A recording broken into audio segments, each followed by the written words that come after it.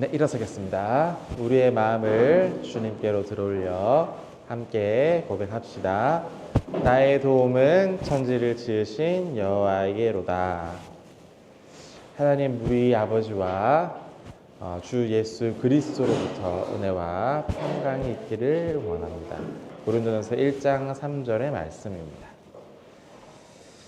신앙 고백 함께 드리도록 하겠습니다.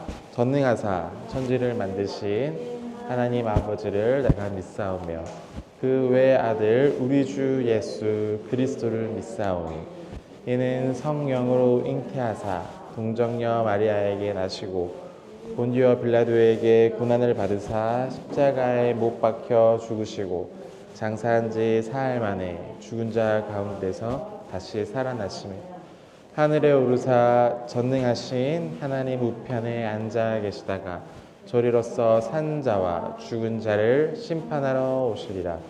성령을 믿사오며 거룩한 공예와 성도가 서로 교통하는 것과 죄를 사하여 주시는 것과 몸이 다시 사는 것과 영원히 사는 것을 믿사옵나이다. 아멘. 자리에 앉아주시기 바랍니다. 아모스 5장 18절에서 20절 말씀을 함께 읽어보도록 하겠습니다. 화 있을진적 여호와의 날을 사모하는 자여, 너희가 어찌하여 여호와의 날을 사모하느냐? 그 날은 어둠이여 빛이 아니라 마치 사람이 사자를 피하려다가 곰을 만나거나 집에 들어가서 손을 벽에 대었다가 뱀에게 물림 같도다. 여호와의 날은 빛 없는 어둠이 아니며 빛남 없는 캄캄함이 아니냐. 아멘. 신약 성경 마가복음 4장 10절에서 20절의 말씀도 함께 읽어보겠습니다. 예수께서 홀로 계실 때에 함께한 사람들이 12제자와 더불어 그 비유에 대해서 물으니 이르시되 하나님의 나라의 비밀을 너희에게 주었으나 외인에게는 모든 것을 비유로 하나니 이는 그들로 보기에는 보아도 알지 못하며 듣긴 들어도 깨닫지 못하게 하여 돌이켜 죄 사함을 얻지 못하게 하려 함이라 하시고 또 이르시되 너희가 이 비유를 알지 못할진대 어떻게 이 모든 비유를 알겠느냐. 뿌리는 자는 말씀을 뿌리는 것이라 말씀이 길가에 뿌려졌다는 것은 이들을 가리킴이니 곧 말씀을 들을 때에 사탄이 즉시 와서 그들에게 뿌려진 말씀을 빼앗는 것이요. 또 이와 같이 돌밭에 뿌려졌다는 것은 이들을 가리킴이니 곧 말씀을 들을 때에 즉시 기쁨으로 받으나 그 속에 뿌리가 없어 잠깐 견디다가 말씀으로 인하여 환난이나 박해가 일어나는 때에 곧 넘어지는 자요. 또 어떤 이는 가시 떨기에 뿌려진 자니 이들은 말씀을 듣기는 하되 세상의 염려와 재물과 유혹과 기타 욕심이 들어와 말씀을 막아 결실하지 못하게 되는 자요. 좋은 땅에 뿌려졌다는 것은 곧 말씀을 듣고 30배, 60배, 100배의 결실을 하는 자니라. 아멘.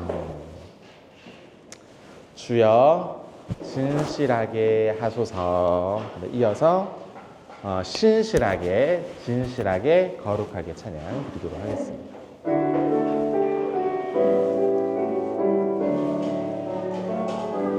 주여 진실하게 하소서. 오늘 하루하루 순간을 주가 주신 힘으로 승리하기 원하네. 주여 나를 진실하게 하소서. 신실하게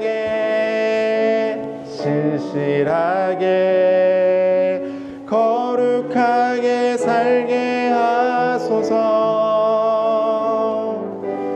진실하게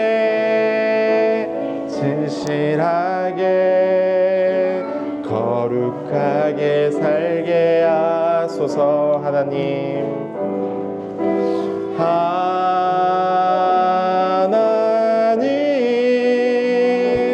나의 마음 만져주소서.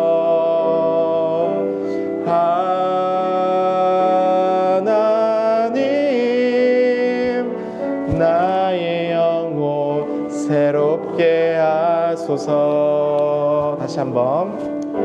진실하게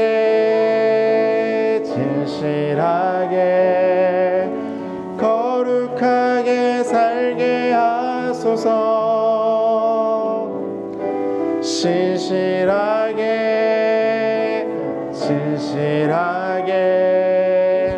거룩하게 살게 하소서. 하나님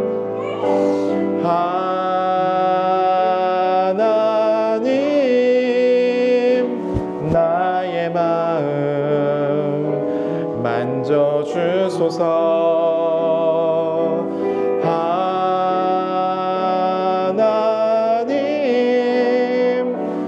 나의 영혼 새롭게 하소서. 하나님 나의 기도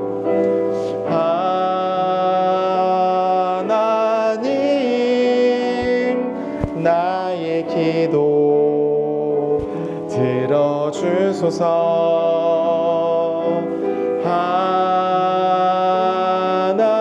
하나님 주의 길로 인도하소서. 아멘. 다 같이 기도드리겠습니다. 하나님 아버지 감사합니다. 주님의 날 함께 모여 은혜의 자리로 우리를 불러 모아주시니 감사를 드립니다. 세상의 바쁨과 혼란 속에서도 주님의 얼굴을 구하며 진리의 말씀 앞에 우리의 자신을 낮추며 나왔습니다. 오늘 말씀을 통하여 사랑이 무엇인지 바르게 알게 하여 주시고 깨닫는 은혜가 있도록 도와주시옵소서. 우리의 중심을 보시고 기뻐 받으시는 주님을 소망하며 예수님의 이름으로 기도드립니다. 아멘.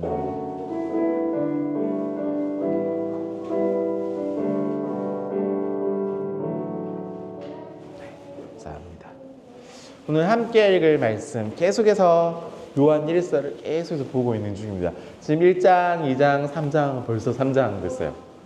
아직 머리가 안 길었지만 한 3분의 2 정도 진행을 했습니다. 그래서 이 요한 1서를 다 배우고 나면 그 퀴즈 대회 비슷한 거 해볼까? 그래서 선물도 좀 좋은 거 준비해가지고 좋은 거 선물 준비해서 드리고 별로? 하지 마. 구경만. 그 자료를 만들어 드릴 테니까 공부해보고 뽑아가지고 할 수 있을 것 같아요. 자, 오늘은 요한일서 3장 17절에서 18절 2절 가지고 얘기를 나누어 보도록 하겠습니다. 17절입니다. 누가 이 세상의 재물을 가지고 형제의 궁핍함을 보고도 도와줄 마음을 가지면 하나님의 사랑이 어찌 그 속에 거하겠느냐. 자녀들아, 우리가 말과 혀로만 사랑하지 말고 행함과 진실함으로 하자. 아멘. 많이 봤던 내용이죠. 저는 이 말씀에 대한 조금 여러 슬픈 이야기도 있는 나중에 설명드리도록 하고, 자, 오늘 이 사랑이 흐르게 하라, 흐르게 하고 행함과 진실함으로 라는 제목으로 함께 말씀을 나누도록 하겠습니다. 이 3장 17절은 18절에서 끝이 아니라 17절부터 24, 그러니까 24절까지 이제 이어지는 내용입니다. 그런데 이제 꼼꼼하게 보기 위해서 이제 두 절만 골라서 오늘은 설명을 전합니다. 그래서 17절부터 24절은 하나님과의 사귐, 소통의 어떤 중요성에 대해서 가르치고 있는 중입니다. 그래서 17절에서 18절은 영적인 사귐은 결국엔 물질적인 이 사귐과 이어진다. 그러니까 예를 들어서 내가 하나님과 친밀하다라는 말의 의미는 결국 우리의 돈, 물질이 어떻게 사용되는지 보면 알 수 있다라고 이어지고 있고, 그 다음으로 19절과 22절에서는 하나님의 뜻을 행하는 것, 그리고 기도의 응답에 대해서 설명하고 있고, 마지막으로 23절과 24절에서는 막히지 않는 어떤 소통과 사귐에 대해서, 그러니까 서로 이렇게 내주하는 의미에 대해서 설명을 하고 마지막으로 끝이 납니다. 오늘은 이 17절과 18절 두 절만 대해서 좀 나눠 보도록 하겠습니다. 이 사귐의 본질은 나눔입니다. 나눔. 왜일까? 사귐의 본질이 나눔인 이유는 뭘까를 좀 설명해 드리고 싶습니다. 이 나누지 않으면 사귐이 가능할 수가 없어요. 이 사귐은 나눔을 통해서만 성립이 됩니다. 그러니까 나의 것을 나누고 너 나 자신의 것을 나누고 다른 사람이 서로 이렇게 함께 나눌 때에 사귐이 가능하다는 얘기입니다. 생명도 마찬가지고 사랑도 마찬가지입니다. 사랑하면 어떻게 돼요? 사랑하면 우리 이제 동생이 LG 야구를 진짜 너무 좋아하거든요. 자, 맞아요. 사랑하면 어떻게 돼요? 야구 경기하는 거 보러 가고 싶고, 또 관련된 굿즈 있잖아요. 굿즈, 막 물건들 막 사고, 그지? 물건을 막 사고, 좋아하기 때문에. 맞죠? 사랑하면 나누고 싶고, 주고 싶은 마음이 생긴다라는 얘기입니다. 자. 사랑하면 나누지 않고, 또 흐르지 않고, 흐르지 않다면 그 안에서는 아무것도 살 수 없게 된다는 얘기입니다. 자, 결국엔 보여져요. 여러분들 요즘에 돈 쓸 때 제일 돈 많이 쓰는 거 어디예요?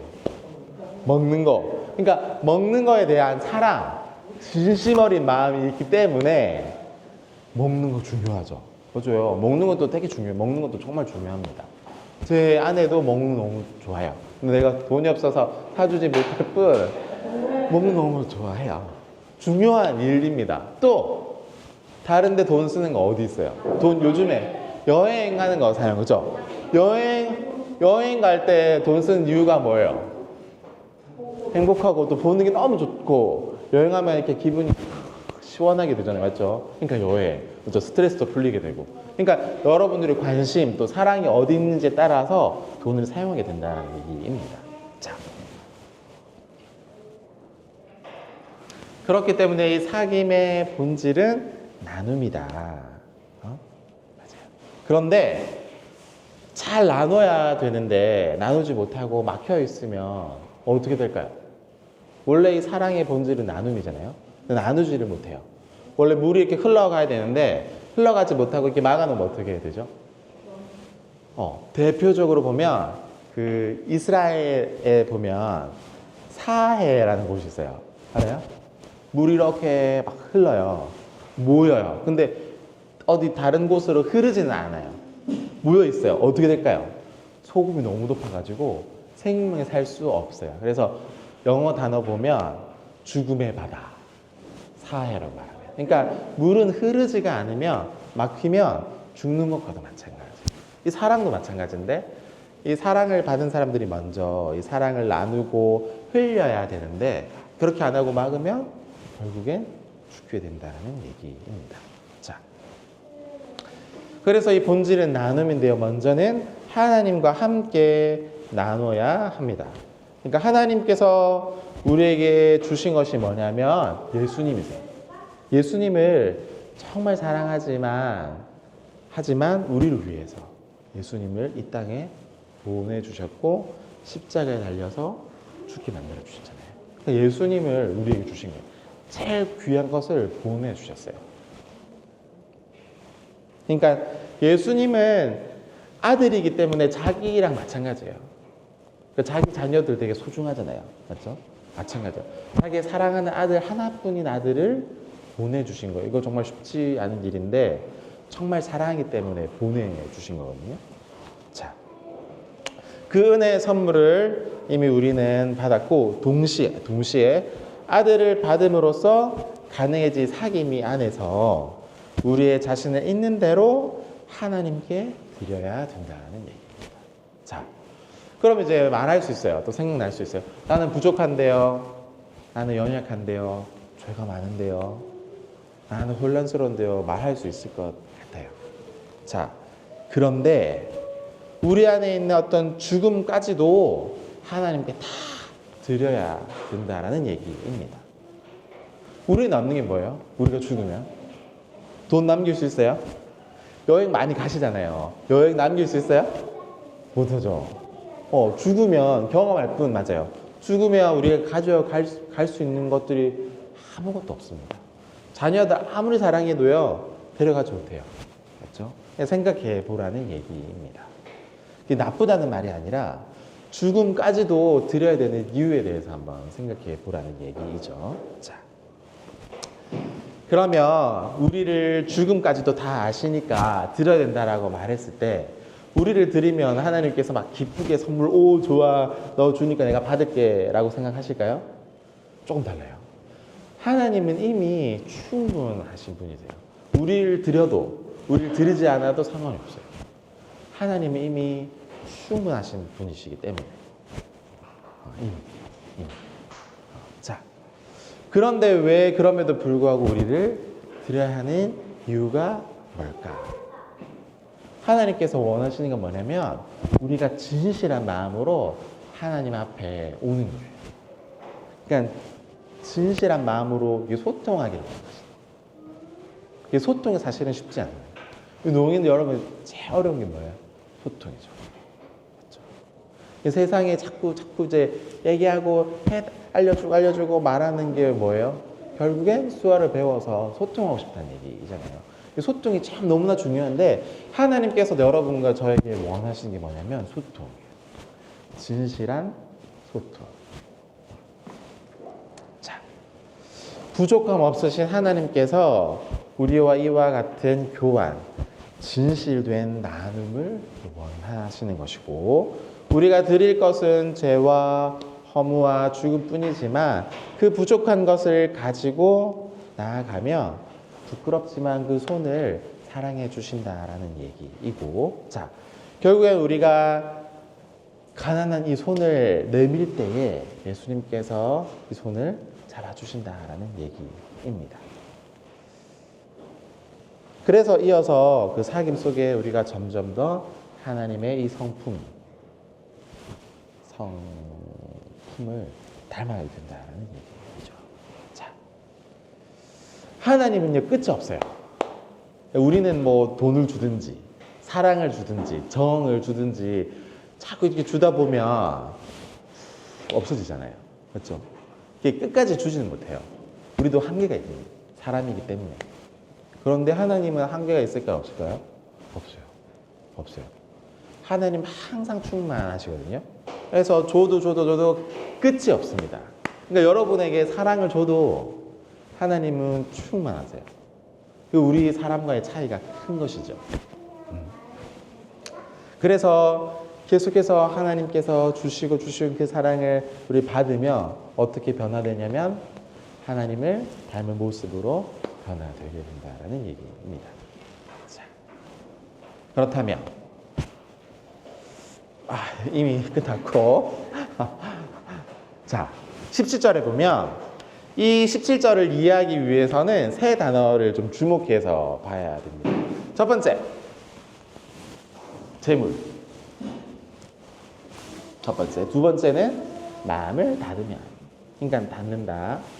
그리고 세 번째는 거하겠느냐. 이 세 가지를 좀 집중해서 봐야 됩니다. 자, 17절의 이 재물은요. 이 세상 안에서 여러분과 저는 몸을 가지고 태어난 사람이에요. 그 말의 의미는 뭐냐면 시간과 공간에 제한을 받는다는 말이죠. 그래서 사실은 이 재물이라는 말의 의미는 생명과 마찬가지예요. 예를 들어 볼게요. 여러분들 이제 일주일 동안 열심히 일하고 왔잖아요. 이게 헌금 드리잖아요. 이게 너무 이제 귀한 돈이라고 저는 생각을 하는데, 왜냐면 여러분들의 피와 같은 돈, 땀, 수고, 이런 상황 속에서도 돈 벌어서 또 한 달 또는 한 주에 한 번씩 노력해서 헌금을 드린 거죠. 이거는 뭐예요? 단순히 돈뿐만 아니라 생명과 맞죠. 여러분의 생명을 담아서 돈을 벌게 된 거죠. 쉽지 않아요. 여러분 잘한 일도 돈이 없으면 불가능했겠죠. 그러니까 부모님이 땀 흘리고 눈물 흘려서 번 돈을 여러분들이 잘하는 거죠. 그러니까 생명과도 마찬가지. 그러니까 이거는 재물이라고 단어를 사용하기보다는 생명이라고 바꾸면 좀 더 쉽게 이해가 됩니다. 그러니까 누가 이 세상에 생명을 가지고, 이미 여러분들은 생명을 가지고 있는 사람들이에요. 생명을 가지고 두 번째 설명을 드릴게요. 하나님과의 사귐은 반드시 형제를 사랑하고 또 이웃을 사랑하는데 말만이 아니라 이 물질을 직접 사용하는 데까지 나아가야 된다라고 얘기를 하시는 거죠. 그러니까 영적인 이 세계와 물질적인 세계는 서로 이제 구분은 되지만 분리는 아닌 거예요. 자, 하나님과 누리는 영적인 교제는 반드시 이웃과 재물을 나누는 구체적인 방식으로 나타나야 된다라고 얘기합니다. 자기를 위해서는 열심히 돈을 쓰는데 만약 하나님의 사귐 안에 있다고 말하면서 다른 사람을 도와주는 그 물질이 없다고 말한다면 그 사귐은 다시 돌아봐야 되는 관계가 되는 거예요. 왜냐하면 돈을 쓰는 곳에 마음이 있기 때문이죠. 사랑이 있고요. 영원한 생명은 매 순간 매 기회 때마다요, 이 몸의 생명을 뚫고 몸으로 나타내야 되는 겁니다. 그래서 사귐은 아버지와 아들과 하나님의 사귐에 대한 뜻도 있지만 결국엔 헌금에 대한 얘기도 함께 포함하고 있다는 얘기입니다. 이 둘은 관계없는 것처럼 보이지만 나눔이라는 공통점이 있습니다. 자, 하나는 보이지 않는 하나님과의 관계고, 두 번째는 보이는 형제와 이웃과의 관계인데 수직적인 관계죠. 그러니까 십자가 보면 의미가 뭐냐면 하나님과의 관계, 옆으로는 이웃과의 관계예요. 그러니까 하나님과의 관계가 바르다고 얘기하면서 이웃들을 베품 없이 물질을 사용하는 거 없다라고 얘기하면 이거는 어울리지 않은 표현이 되겠죠. 요한에게 있어서 이 영적인 본질, 정체성, 나타남은 어떤 첫 번째, 두 번째, 세 번째 저 멀리 필요 없는 게 아니라 진짜 중요한 것이라고, 첫 번째라고 얘기하면서 강조하는 거예요. 자, 다시 한번 반복하는 거예요. 재물과 차단과 더하겠습니까? 자, 두 번째인데요. 단절에 대한 얘기입니다. 이 차단인데요. 차단이냐 아니면 소통이냐의 문제예요. 맞죠? 두 개의 문제입니다. 자, 다른 형제가 궁핍한 것을 보고도 이미 봤어요. 알고 있어요. 이 사람이 가난하고 궁핍한 걸 보고 알면서도 오히려 막는다. 차단해버리면 어떻게 되는 거예요? 물이 흐르는데 흐르지 못하도록 막으면 어떻게 돼요? 썩게 되겠죠. 우리가 사귐 안에 거하고 오래 거할수록 뭐냐면 이 생명과 사랑의 물이 넘쳐야 돼요. 이걸 경험해야 된다는 얘기입니다. 자, 문제는 그 생명과 사랑을 흘려보내느냐 아니면 막느냐의 문제로 나뉘게 된다는 얘기예요. 신앙생활이란 게 나의 사랑과 나의 생명을 막 쏟는 일이 아니에요. 만약에 제가 제 힘만으로 교회를 운영하거나 또는 내 노력으로 막 이 교회를 어떻게 해보겠다고 노력하면 계속 할 수 있을까요? 불가능해. 아마 3달하고 포기했을 것 같아. 진짜. 근데 내 힘이 아니고 이미 받은 하나님의 사랑을 가지고 나누기 위해서 또 흘려보내기 위해서 은혜와 사랑을 받았으니까 그만큼 또 이렇게 흘려보내기 위해서 생활하다 보니 자연스럽게 됩니다. 내 힘으로 했으면 오래 못 합니다. 오늘 이제 아까 말하기도 했는데 수어 통역사요. 처음 시작할 때마다 이제 마음이 다르겠지만 보통은 농민들을 이렇게 하기 위해서 시작을 하게 됩니다. 그렇죠? 근데 내 노력으로 해보면 결국에 한계를 맞이하게 돼요. 맞죠? 어려운 일들이 많거든요. 그러니까 아이 입장에서 보면 이해 안 되는 너무 많아요. 그냥 반대도 입장도 마찬가지일 것 같아요. 맞죠? 그런데 오래 하기 위해서는 은혜가 필요하다고 얘기합니다. 제가 다시 원래 목사를 이렇게 하다가 너무 사회로 오게 된 이유도 비슷해요. 내 힘으로 불가능했어요. 하나님께서 마음을 주셔서 다시 이웃으로 올 수 있었기 때문이죠. 자, 문제는 그 사랑을 잘 흘려보내야 된다는 것이고 이 신앙생활의 중심은요, 하나님과의 사귐 안에 거하느냐 또 나눔이 계속적으로 살아있느냐의 문제입니다. 그러니까 오래 머물고 오래 기다려야 할 수도 있어요. 짧게 막 은혜가 막 넘쳐가지고 막 웃으면서 항상 신앙생활 하면 좋겠지만 오래 머물고 오래 기다려야 됩니다. 그 영화에서 사랑 얘기 보면 쉽게 사랑이 막 이루어지지 않잖아요. 오래 기다리고 눈물 흘리고 막 오해도 받고 결국에 기다린 만큼 사랑이 이제 이루어져야 감동도 있잖아요. 비슷해요. 자. 우리 교회가 제일 조심해야 될 건 뭘까 생각해 보면 이거 전에 오래 머물고 오래 기다리는 걸 못해서 사랑이나 이 흘러가는 물을 막는 모습 조심해요. 누가 이제 새로운 사람이 왔어요. 예를 들어 볼게요. 사랑을 줘야 되는데 미워 보이는 거야. 욕심 때문에 내가 더 사랑을 받아야 되는데 얘 막 우리가 오히려 사랑을 막 주니까 이제 미워가지고 막 사랑을 못 주고 예수님에 대해서 좀 오해하게 만들고 그럼 어떻게 돼요? 그냥 사랑을 막는 거랑 마찬가지. 이거 조심해야 되는 죄. 그래서 누가 이제 왔을 때 사랑을 잘 줘야 되는 거예요. 이 주는 모습 보고 왜 나는 받지 못했는데 왜 사랑 줘 말하지 말고 이런 모습들을 조심해야 된다는 얘기. 또 사랑을 막지 말아야 된다는 얘기. 그렇죠? 자, 죄는 이제 여러 가지 의미가 있지만 이 요한 1서에서 말하는 죄는 뭐냐면 이렇게 단절시키는 죄입니다. 사랑을 주지 않고 사랑이 있음에도 불구하고 막고 하는 죄에 대해서 얘기를 하는 거예요. 그러니까 아까도 이제 나왔지만 궁핍한 형제를 봤어요.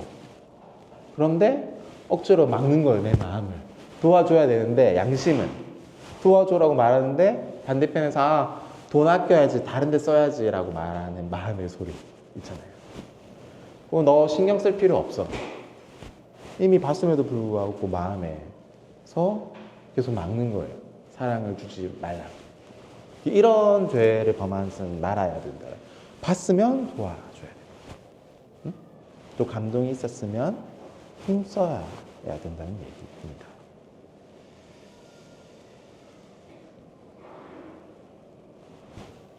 신앙생활이라는 게 자연스럽고 쉬운 것만은 아니죠.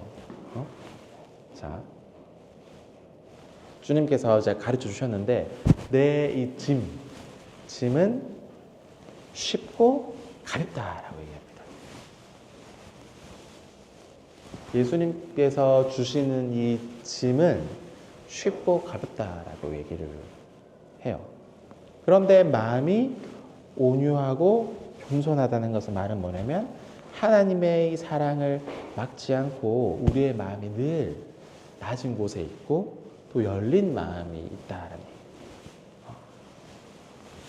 얘기예요. 이게 가능하려면 높은 곳에 마음을 두지 말고 낮은 곳에 항상 마음을 두고 또 닫힌 마음이 아니라 열린 마음의 자세가 중요하네.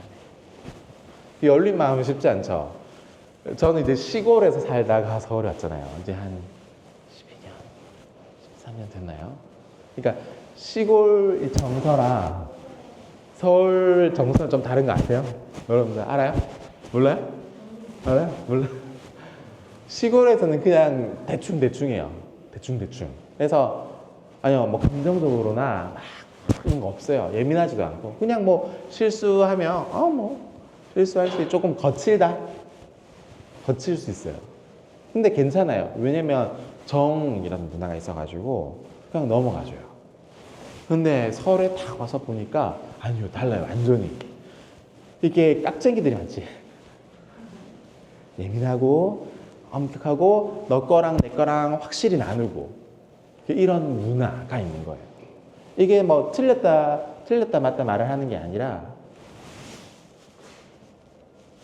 서울 사람이든지 뭐 시골 사람이 상관없이 예수님 믿는 사람들은 마음이 온유하고 겸손하고 낮은 곳에 마음을 두고 열린 모습이 중요하다는 것을 얘기하고 싶습니다.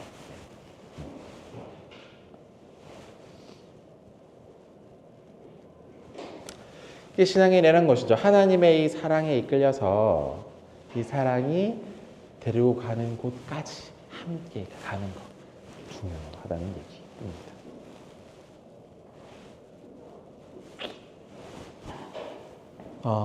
긍휼이라는 얘기인데요.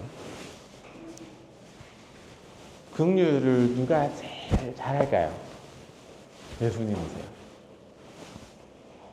다른 사람의 입장을 안타깝게 생각하고 때문에 함께 괴로워하고 아파하고 긍휼한 마음, 우리에게 필요한 마음이죠.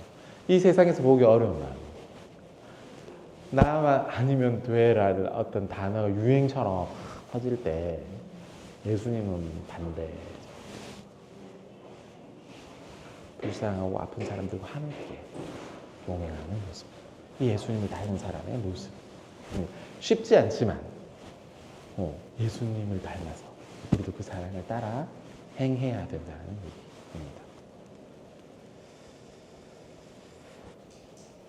얘기입니다. 때문에 이제 하나님의 자녀는 말과 혀로만 사랑하는 것이 아니고 행함과 진실함으로 해야 되는 거예요. 말과 혀로만 사랑한다는 말의 의미 뭐예요? 나는 하나님을 믿는 사람이야. 헌금도 열심히 해. 뭐 권사야, 장로야 라고 말하면서 실제로 보면 행동이 없는 상태를 얘기해요. 많죠? 많아요. 한국 교회 안에 좀 문제. 구원을 받았다. 더 다음에 행위가 없어요. 행위로 구원받는 것은 아니지만 구원받는 사람의 합당한 행위가 없다는 얘기입니다. 그래서 이게 균형이 중요한 거예요. 구원받은 사람의 합당한 행동은 뭘까를 생각해 봐야 된다는 얘기예요. 행함과 진실함. 행동이란 우리의 신앙의 본질을 나타내는 모양이에요. 그러니까 여러분이 지금 신앙이 어디까지 왔는지 보여주는 기본 증거가 된다는 얘기예요. 마음이 어디 있는지. 돈을 쓰는 걸 보면, 또 불쌍한 사람들을 보면, 어떻게 행하는지를 보면 알 수 있게 된다는 얘기죠. 자. 때문에 지금 여기 육체로. 그러니까 우리는 계속 살 게 아니에요. 나이가 점점 들어가면 죽습니다. 맞죠? 그 전에 지금 내가 무엇을 할 수 있을지 생각해 봐야 돼요. 나도 나이가 이제 40대니까 몸 체력이 떨어지고 배도 나오고 머리는 더 빠지고 돼요. 늙으니까요. 사람은 제한이 있어요. 그러니까 지금 여러분들이 하나님과 또 우리의 보내주신 이웃들 앞에서 어떻게 행해야 될지를 선택해야 되는 문제라는 거예요. 우리의 신앙의 진실성을 증명해야 되는. 자, 먼저는 아까 이게 표현했는데 진실함 안에 단어를 보면 신실함이라는 단어가 있습니다. 뭐냐면 이 진리의 특징이에요. 이건 예수님께서 이 세상에 오셨을 때 예를 든 겁니다. 신실함. 그러니까 이 세상이 악하고 어둡고 죄가 가득함에도 불구하고 세상에 오셨잖아요. 마찬가지. 여러분들도 이대로 믿는 대로 잘 행하고 진실해야 돼라고 얘기하면 세상에 살아갈 때 어떻게 돼요? 지난주도 얘기 드렸지만 어떻게 돼요? 손해보잖아요. 진실하게 살면 이 세상에서 볼 때 어떻게 욕먹잖아요. 그럼에도 불구하고 뚫고 이 신실함을 해보라라고 얘기해요. 도전을 주는 거지.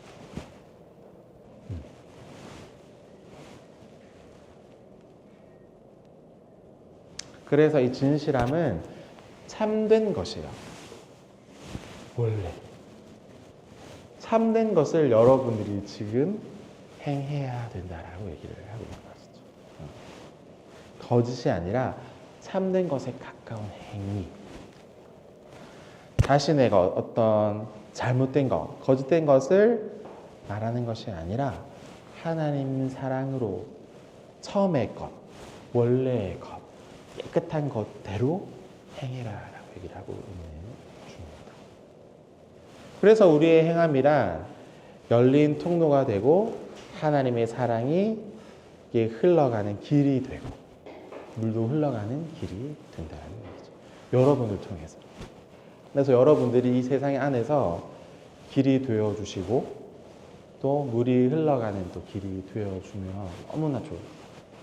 예를 들어 우리 하정자매가 우리 송규 젊을 때 리더였어요. 어쩌라 가르쳐주고. 지금 많이 변했지만 예전에 바르게 인도해줬어요. 그러니까 그런 일들을 하는 거죠. 예일 뿐. 다 100% 맞다는 얘기 아니고 예일 뿐. 때문에 행함과 이 진실함의 신앙이어야지 하나님의 사랑이 있는 대로 끝까지 변함없이 나타내 볼 수 있는 신앙이 된다는 얘기입니다. 그래서 오늘 제목처럼 사랑이 막지 말고 사랑을 흐르게 하고 사랑을 보여주고 어떻게? 행함과 진실함 그렇게 한 주를 살아가시기를 주님의 이름으로 부탁드리겠습니다. 다 같이 기도하겠습니다. 하나님 말씀해 주셔서 감사를 드립니다. 말과 혀로만이 아니라 행함과 진실함으로 사랑할 수 있는 저와 여러분들이 되게 하여 주시옵소서. 우리의 힘으로가 아니라 하나님께서 이미 주셨던 사랑 안에서 그 사귐 안에서 진실된 사랑을 해 갈 수 있도록 우리를 인도하여 주시고 힘을 더하여 주시옵소서. 예수님의 이름으로 기도드립니다. 아멘. 기도 다 같이 하도록 하겠습니다. 오늘은 5.18이죠. 딱 맞게 됐어요. 그래서 5.18은 뭐냐면 어떤 정의, 자유, 인권, 또 민주, 사회, 민주주의를 위해서 고통당하는 사람들과 함께 연대해서 기념하는 날입니다. 하나님의 진리의 역사 안에서 우리나라가, 그러니까 나라가 편해야 교회도 평안할 수 있어요. 여러분들 보면 코로나 때문에 평안하지 못하면 교회도 예배 못하잖아요. 마찬가지로. 만약에 이 계엄 사건이 일어나고 만약에 이제 이렇게 돼가지고 군인들이 막 했으면 지금 우리 예배 아마 불가능했을 것 같은 느낌이에요. 그러니까 나라가 평안해야 교회도 마찬가지로 될 수 있기 때문에 그런 걸 생각하면서 기념한 시간을 가지면 좋을 것 같습니다. 그래서 6월 3일 아주 중요한 투표 날이잖아요. 여러분들 이제 관심을 가져주시고 잘 투표하면 좋을 것 같습니다. 기도 제목인데요. 그 가까이 공동체를 위해서 같이 기도해 주시고, 두 번째로 하나님의 사랑으로 생명 안에 거하고 있음을 증명하는 공동체 되도록, 세 번째 광주 맞아요. 광주의 여러 아픔 눈물들을 이제 기억해 주시고, 이제 불에 이렇게 맞섰던 이제 용기 또 희생들을 생각하면서 도망가거나 하지 마시고, 요구해 준 것들을 은혜를 생각해 보면서 바른 정의와 이 평화가 이 땅에 완전히 임할 수 있도록 위해서 같이 기도하면 좋을 것 같습니다. 같이 기도하겠습니다. 하나님 아버지, 은혜를 감사합니다. 가까이 공동체 위에 하나님 은혜가 가득하게 도와주시옵소서. 행함과 진리의 사랑함으로 우리가 하나 되는 공동체가 되어줄 수 있도록 주께서 역사하여 주시옵소서. 생명 안에 거하고 있음을 증명해내는 공동체 되게 하여 주시옵소서. 하나님의 말씀의 생명이 우리 안에 있음을 고백하고 또 보여주고 나타내고 살아갈 수 있도록 주님 역사하여 주시옵소서. 하나님, 광주의 고통과 눈물들을 기억해 주십시오. 불의에 맞섰던 용기와 희생을 우리가 외면하지 않게 하여 주시고, 직시하고 바라보면서 이 나라, 이 땅에, 이 민족 위에 정의와 평화가 임할 수 있도록 주님 속히 그날이 오도록 함께하여 주시옵소서. 분열되고 나뉘어진 이념이 아니라 하나 되어지고 이 나라가 한 마음으로 행복함을 꿈꿀 수 있는 그런 나라 될 수 있도록 주께서 역사하여 주시옵소서.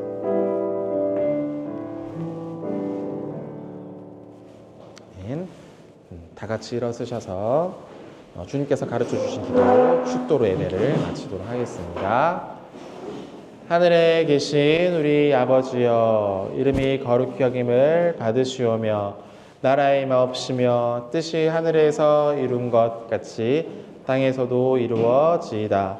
오늘날 우리에게 일용할 양식을 주시옵고, 우리가 우리에게 죄 지은 자를 사하여 준 것 같이 우리 죄를 사하여 주옵시고, 우리를 시험에 들게 하지 마옵시고 다만 악에서 구하시옵소서.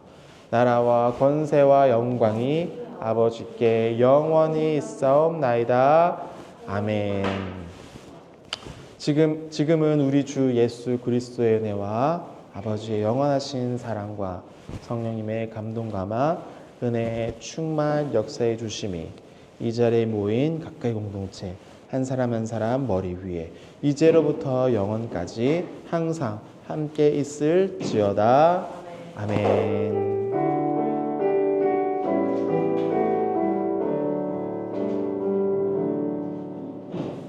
네, 오늘 오신 여러분들을 환영하고 맛있는 간식 나누도록 하겠습니다.